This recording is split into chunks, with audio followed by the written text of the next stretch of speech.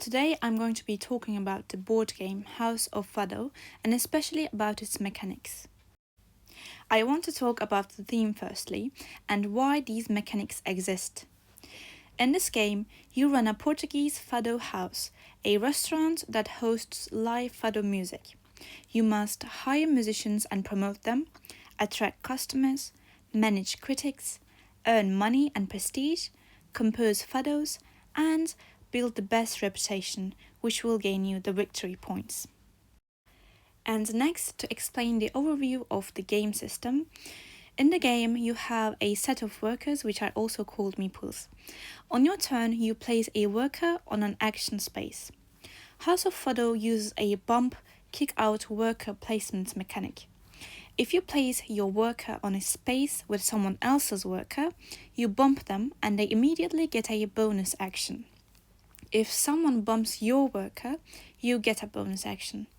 And this creates timing tension. Sometimes you want to get bumped. The turn structure. Each turn has 3 phases. Firstly, you place a worker on any action spot. There are 7 main action spots grouped by type: hiring musicians, promoting musicians, attracting customers, attracting critics, billboard promotion, gaining musical notes, and writing fados.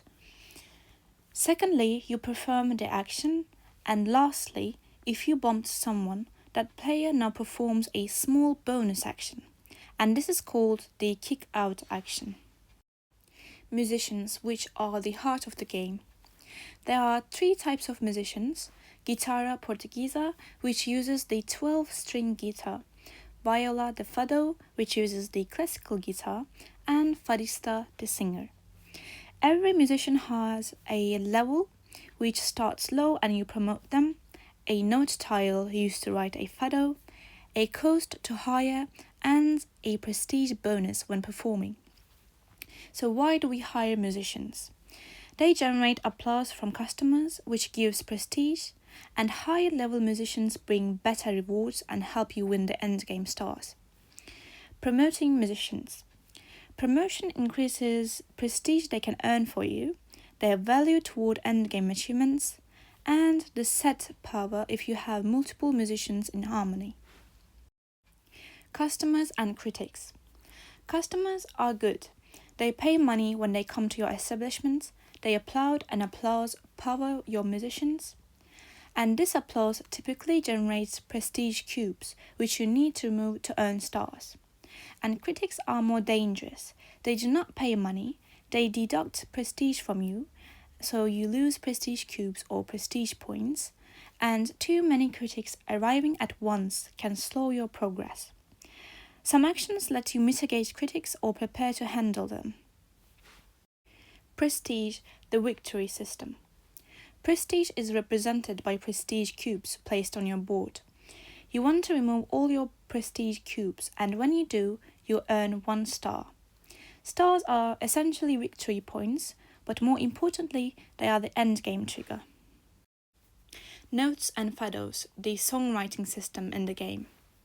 When you hire a musician, you get a note tile. You can also gain more notes through a specific action space. When you have enough note tiles, which is usually 3, you can write a fado, and writing a fado earns you a star, and you often a prestige bonus. This is one of the main paths to victory. Money, the economy system. You need money to hire musicians, promote musicians, and pay costs on some action spaces. Customers are your main money engine. Managing money is a constant balancing act. Spend too fast and you will stall.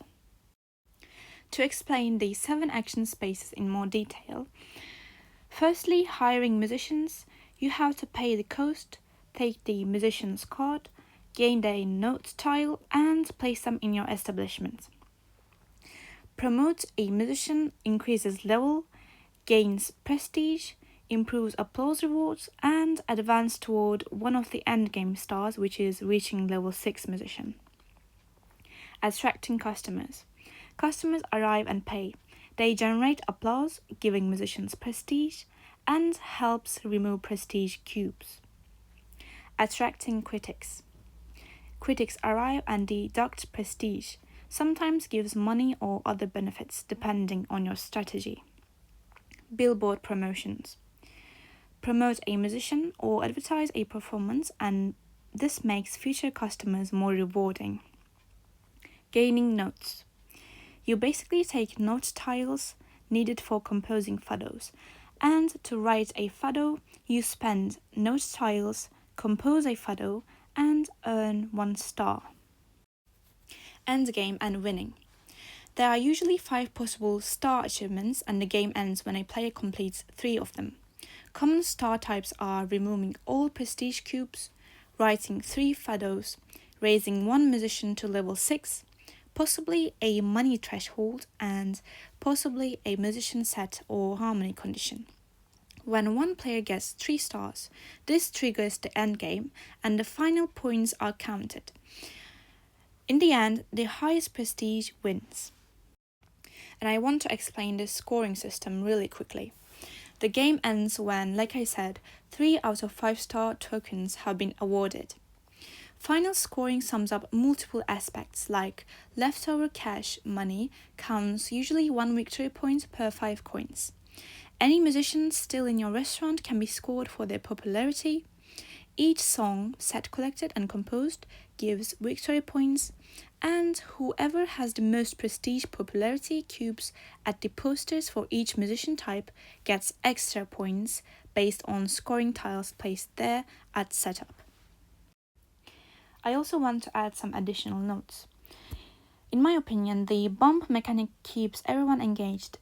Even if it's not your turn, you might get bumped, and that gives you a bonus. This lessens downtime and increases interaction compared to some other worker placement games. The game includes a solo mode. A fixed automa called Alfama in some community write-ups simulates a competing restaurant. It uses simplified rules, doesn't pay coins, uses joker note tiles, but still competes for customers, musicians, good for one-player play. And because of the multiple paths to victory, like money, musicians' fame, songs, reputations, players can pursue different strategies, like focus on music compositions, or focus on customers and restaurant income, or push for fame via promotions. This gives replayability and strategic depth. And that said, some reviewers mentioned the gameplay is a bit lighter than the heavier original of the same designers, meaning it may feel more filler light to medium than a deep heavy hero. Summary: what's fun, what to watch out for. What works well is the bump kick out worker placement keeps everyone active, no downtime. Multiple intertwined mechanics like restaurant management, hiring, promotion, set collection, economic tight early game, economic flow later. Theme, arts, flavor, the Fado restaurant vibe is unique and well realized. Relatively short playtime like 30 to 60 minutes, but enough depth to make choices matter. What to be aware of. Early game money is tight. Planning is important. Because of many mechanics, there can be analysis paralysis for some players, especially new to Euro games. With fewer players, like solo or 2 people, the dynamic may feel more predictable than with 3 to 4 players. And that's all for the mechanics of the House of Fado board game. Thank you all for listening. I'm going to talk about House of Fado mechanics. The first major mechanic is meeple placement. Each player has a set of meeples, and your turn you place one meeple on an action space to perform that action. For example, you can hire a musician, attract customers, rehearse music, or promote your artists. What makes this game interesting is the bumping system.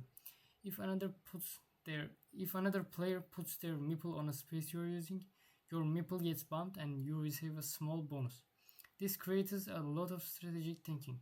Sometimes you even want to get bumped for the bonus.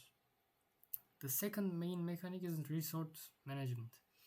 Throughout the game, you collect different resources: money, note tiles for creating songs, customers, and prestige. You have to balance these resources carefully. For example, if you get customers too early but don't have any musicians ready, your restaurant can't perform well. But if you promote musicians too without customers, you waste potential points. Another important mechanic is set collection, especially with the note tiles. To perform songs, you need to complete you need to collect specific combinations of musical notes.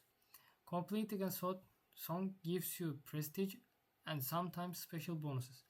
This adds a puzzle element to the game because you must choose between different note sets and decide which ones are worth completing. The game also uses promotion and leveling system for musicians. Every musician in your restaurant can be promoted, which makes them better performers and gives you more points. You can promote them by using certain action spaces or placing billboards around the city. This creates a long-term strategy.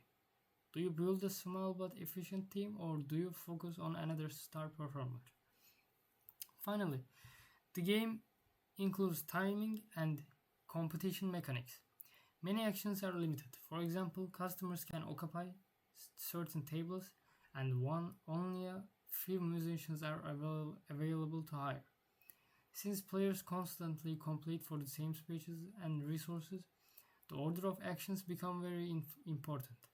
Deciding when to hire, when to perform, and when to promote can be the difference between winning and losing. All these mechanics work together to create a game that feels both strategic and thematic. You're not just playing for the points, you're actually building a functioning fado restaurant with talented musicians and loyal customers.